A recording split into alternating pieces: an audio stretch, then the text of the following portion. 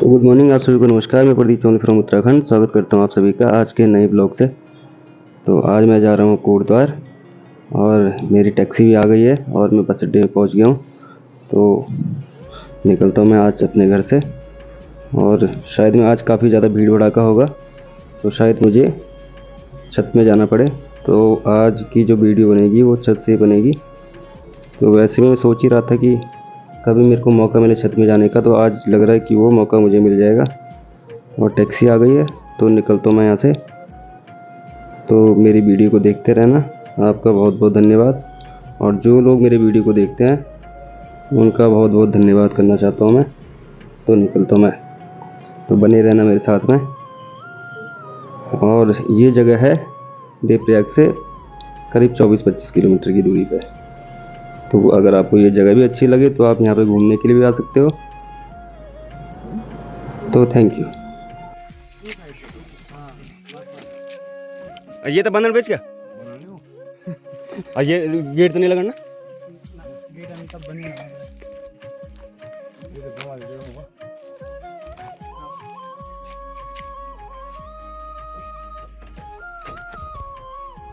तो जैसे कि मैंने आप सभी को पहले ही बता दिया था कि आज रास्ते में काफ़ी ज़्यादा भीड़ मिलेगी, लेकिन भीड़ तो अभी मिली नहीं थी। लेकिन रास्ते में एक भाई मिल गए और उनकी यहाँ पे स्कूटी ख़राब हो रखी थी। तो अब स्कूटी को हम पीछे वाली सीट पे रख रहे हैं और फिर हम जाते हैं छत में। और बाकी की जो वीडियो बनेगी वो छत से बनेगी, तो देखते रहना मेरी वीडियो को। बाकी थोड़ी इस भाई की ज़रा हेल्प कर देते हैं और स्कूटी ताकि सेव करके यहाँ पे अपने मैकेनिक के पास में जा सके। तो देखते रहना मेरी वीडियो को। तो निकलता हूँ मैं छत के लिए और जाता हूँ मैं छत पे। बाकी वीडियोग्राफी छत से करता हूँ। तो आप सभी को एक बार फिर से नमस्कार। मैं प्रदीप चौहान फ्रॉम उत्तराखंड स्वागत करता हूँ आप सभी का आज के इस ब्लॉग से। और आप मुझे देख रहे होंगे मैं टैक्सी की छत पे बैठा हुआ हूँ और उसी के ऊपर से मैं वीडियोग्राफी कर रहा हूँ। तो उसका कारण ये था कि कल परसों 28 तारीख को हमारे यहाँ पे वोटिंग थी और कल उसके नतीजे आ गए हैं।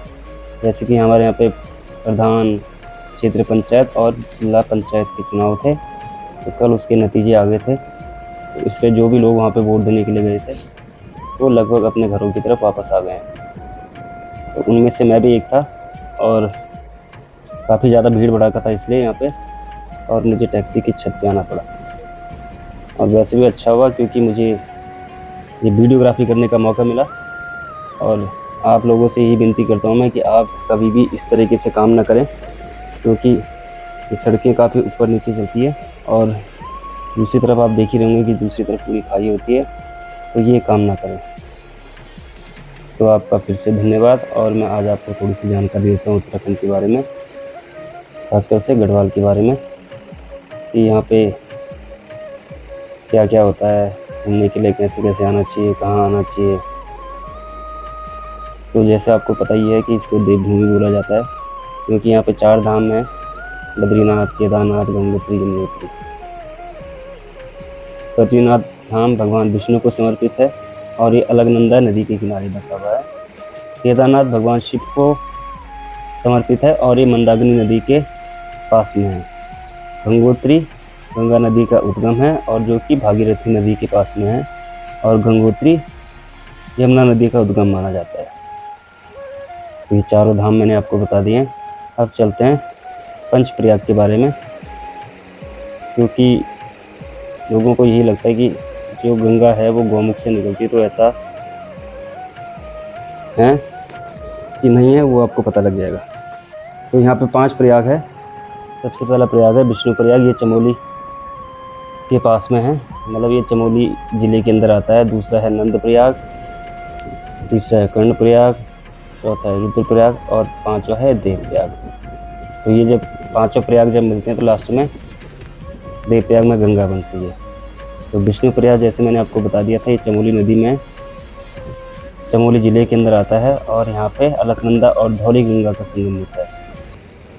और यहाँ पे महर्षि नारद ने भगवान विष्णु की तपस्या की थी और इसलिए यहाँ पे भगवान विष्णु का बहुत बड़ा मंदिर है। दूसरे जो प्रयाग की तरफ आते हैं ये नंद प्रयाग है, ये चमोली ज़िले में पड़ता है और यहाँ अलकनंदा और मंदाकिनी का मिलन होता है।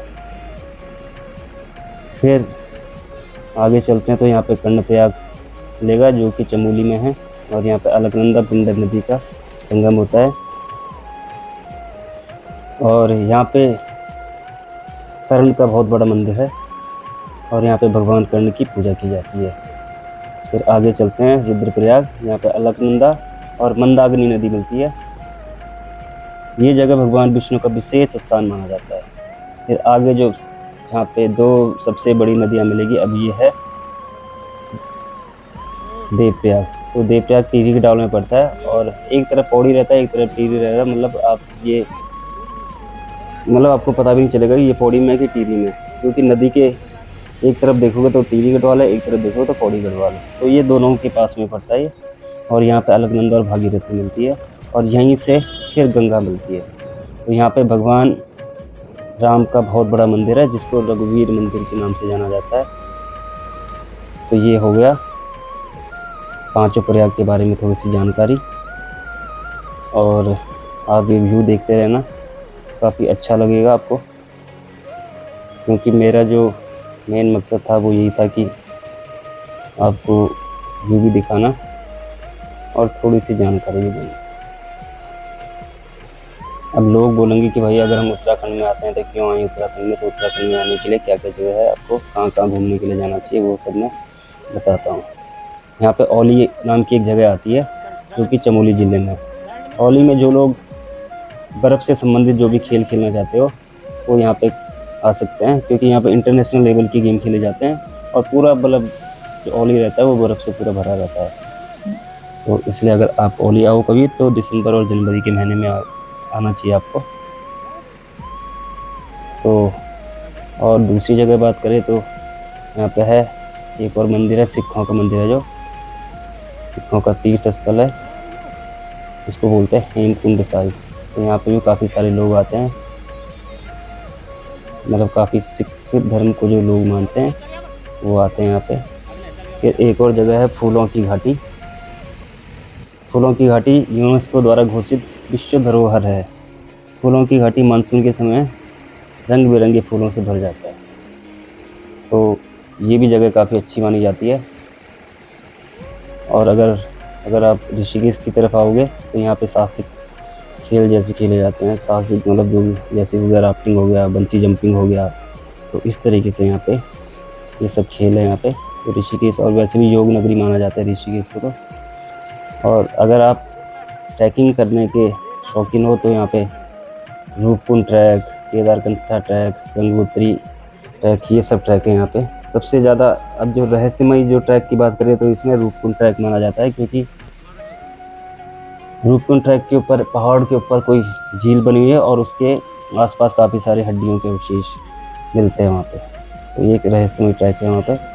अगर आप कभी उधर जाना चाहो तो आप देख सकते हो। आशा करता हूँ कि आपको जानकारी थोड़ी बहुत अच्छी लग रही होगी। अगर अच्छी लग रही हो तो कृपया करके मेरी वीडियो को आगे भी देखना, और हो सके तो शेयर करना, लाइक करना, सब्सक्राइब करना। यहाँ पे त्यौहार भी काफ़ी अच्छे मनाए जाते हैं, जैसे उत्तरायणी, गंगा दशहरा, माघ मेला, ये सब यहाँ पे त्यौहार मनाए जाते हैं। और अगर हम बात करें आयुर्वेदिक की और स्वास्थ्य की, तो यहाँ पे काफ़ी सारे अंतर्राष्ट्रीय योग केंद्र है जो कि लगभग सारे के सारे ऋषिकेश में ही है। और यहाँ पे विदेशी पर्यटक ज़्यादा आते हैं, क्योंकि अब लोगों की रुचि कुछ ज़्यादा हो गई है विदेशियों की। हमारे देश के लोग इतने नहीं आते, पर लेकिन जो भी शहरों की तरफ रहने वाले लोग हैं वो भी थोड़े बहुत आने लग गए अब तो यहाँ पे स्वर्ग आश्रम है, योग निकेतन है, मतलब इस तरीके से यहाँ पे कि पंचकर्म, प्राकृतिक चिकित्सा की सुविधाएं मिलती हैं यहाँ पे। और कई ऐसे आश्रम हैं कि यहाँ पे ये सुविधाएं मतलब कम से कम पैसे में ही दी जाती है या फिर ना के बराबर पैसे लिए जाते हैं। अगर पार्कों की बात करें तो यहाँ पे राजा जी नेशनल पार्क है। ये काफ़ी बड़े इलाके में फैला हुआ है, जो कि देहरादून, हरिद्वार, पौड़ी ज़िले से लगा हुआ है। यहाँ पे आप हाथी, बाघ, तेंदुआ और विभिन्न प्रकार की पक्षियों की प्रजाति यहाँ पे मिलेगी। तो अगर आप आना चाहो तो कभी आप इस वाले पार्क में घूम सकते हो। और अगर भारत सरकार की बात करें, उत्तराखंड सरकार की बात करें, तो उत्तराखंड सरकार ने भी काफ़ी अच्छा कर रखा है आज की डेट में। यहाँ पे चार धाम ऑल वेदर रोड परियोजना जो है वो काफ़ी अच्छी हो गई है। तो जो हम अपने चार धामों में जो लोग जाते थे उनके लिए भी अब काफ़ी अच्छा हो गया है, क्योंकि यहाँ पे रोड भी काफ़ी अच्छे हो गए हैं और अब तो ट्रेन भी आने वाली है। और उत्तराखंड सरकार की एक योजना है होम स्टे की योजना, जो कि वहाँ के ग्रामीण जो भी लोग हैं वो अपने घरों को एक होटल के तहत, मतलब उसको एक होटल का रूप देके और वहाँ पे पर्यटकों को रुका सकते हैं।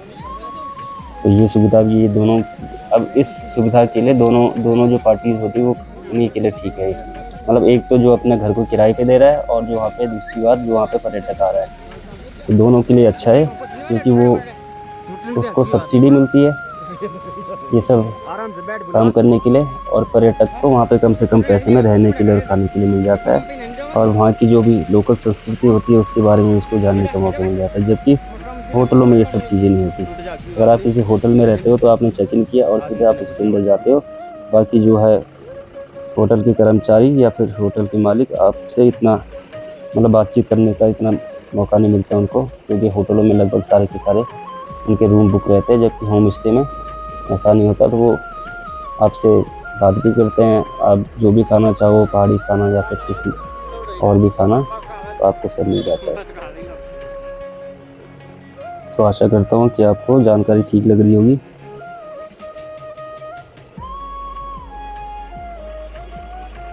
तो आप व्यू देखते रहना, व्यू काफ़ी अच्छे हैं यहाँ पे। और मैंने ये बात अभी बताई नहीं थी कि ये कौन सी जगह है। ये जगह है मेरे घर से 5-10 किलोमीटर के आगे आ जाता है कोई जगह पड़ती है। तो ये मैं अभी सतपुली की तरफ जा रहा हूँ, तो सतपुली के बीच का रास्ता है ये। कभी आप आओगे तो आपको इस तरीके से नज़ारा मिलेंगे।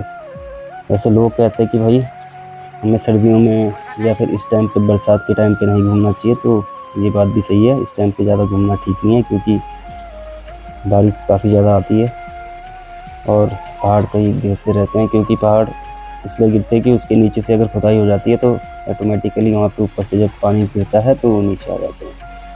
तो जो भी नई सड़कें बनती है वहाँ पे ये हादसे लगभग होते रहते हैं। तो इस टाइम पे अगर कोशिश करना कि आप ट्रैवल ना करें तो ज़्यादा अच्छा रहेगा। और घूमने की बात करें तो मैं आपको सबसे अच्छे महीने बताऊँ तो सितंबर अक्टूबर सबसे अच्छे महीने। वहाँ पे एक तो टेम्परेचर भी अच्छा रहता है, ना ज़्यादा ठंड ना ज़्यादा गर्मी, और दूसरा मार्च अप्रैल का महीना। फिर तो ये 4 महीने काफ़ी अच्छे माने जाते हैं किसी भी हिल स्टेशन में जाने के लिए। तो आप आना यहाँ पे इन महीनों में, और वैसे आजकल भी आ सकते हो, ऐसे कुछ नहीं है। एक और बात बता दूँ मैं आपको, अब लोगों ने जो होटल वाली जो सुविधा थी उसमें जो होम स्टे जो लोगों ने बना रखे हैं उसमें उन्होंने लॉन्ग स्टे के लिए भी काफ़ी अच्छा ऑप्शन दे दिया है। तो वो उन्होंने किचन भी दे देते हैं, वो अपनी जो इसी के साथ में बना रखे दे देते हैं वो रूम के साथ में। तो जो लोग लॉन्ग स्टे के लिए आते हैं उसके लिए ये सुविधा भी मिल जाती है। तो अपने हिसाब से या फिर अपनी मन मर्जी का जो भी उसको अच्छा लगता है अपने लिए खाना भी बना लेता है, और कमरे भी काफ़ी अच्छे मिल जाते हैं उनको काफ़ी कम रेट में। जैसे कि मैंने अपनी काफ़ी सारी वीडियो में बताया करता हूँ कि अगर आप लॉन्ग स्टे के लिए कोई कमरा लेते तो आपको 4-5 हज़ार पर मंथ के हिसाब से बता रहा हूँ मैं, इतने का मिल जाता है। या फिर अगर आप किसी ग्रामीण क्षेत्र में लेते हो कमरा तो वो आपको मुश्किल से 2,500-3 हज़ार रुपये में मिल जाता है। तो ये मैं आपको जानकारी दे रहा था। आशा करता हूँ कि आपको जानकारी अच्छी लग रही होगी। अगर अच्छी लग रही होगी तो एक बार फिर से वही बात कर रहा हूँ मैं कि शेयर कर दिया करो वीडियो को, ताकि लोगों को भी जानकारी मिल सके।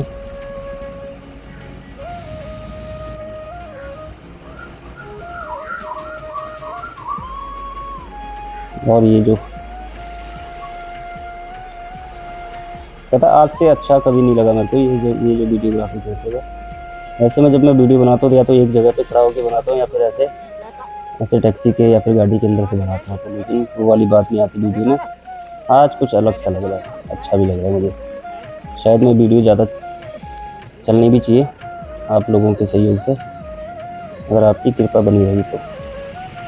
वैसे मेरा शौक़ है ये, ऐसे नहीं कि कुछ अलग से करने का हो जैसे बड़े बड़े यूट्यूबर होते हैं, ऐसा कुछ नहीं मेरा। मैं अपने शौक़ के लिए बनाता हूँ वीडियो, और कोशिश करता हूँ कि आपको जानकारी मिले उत्तराखंड के बारे में। यहाँ कितने इतने सेफ्टी के साथ में आप कहीं भी घूम सकते हो। ऐसा कुछ नहीं है कि जैसे आपने अदर हिल स्टेशन भी देखे होंगे तो वहाँ पे सोच समझ के जाना पड़ता है। पीछे काफ़ी हादसे भी आपने देखे होंगे कई जगह, जैसे तो श्रीनगर में हुआ था, तो इस तरीके से यहाँ पे कुछ नहीं है। तो इसलिए मैं बोला करता हूँ कि सेफ्टी सबसे ज़्यादा ज़रूरी है। और सेफ्टी के मामले में अगर बात करी जाए तो उत्तराखंड अभी तक सबसे ज़्यादा सेफेस्ट इलाका माना जाता है। तो आप आना, और अगर आपको फिर भी कुछ और जानकारी चाहिए तो आप मुझसे कॉल भी कर सकते हो या फिर मैसेज भी कर सकते हो। जानकारी आपको कैसे लगे वो मुझे बताना, और इस टाइम पे भी आओगे तो आप आ सकते हो, इसकी कोई बड़ी बात नहीं, क्योंकि बहुत सारे लोग ट्रैवल कर रहे हैं। और बारिशें हर जगह नहीं होती, मैं आपको इतना बात बता दूँ। कुछ ही क्षेत्र होते हैं हिल एरिया के जहाँ पे नॉन स्टॉप बारिशें चलती है, बाकी वो मुश्किल से 5% का इलाका होता है जहाँ पे नॉन स्टॉप बारिश आती है। बाकी 95% कभी और बारिश आती है। तो इस टाइम पे भी आ सकते हो। तो आपका स्वागत करता हूँ मैं तहे दिल से। आपका बहुत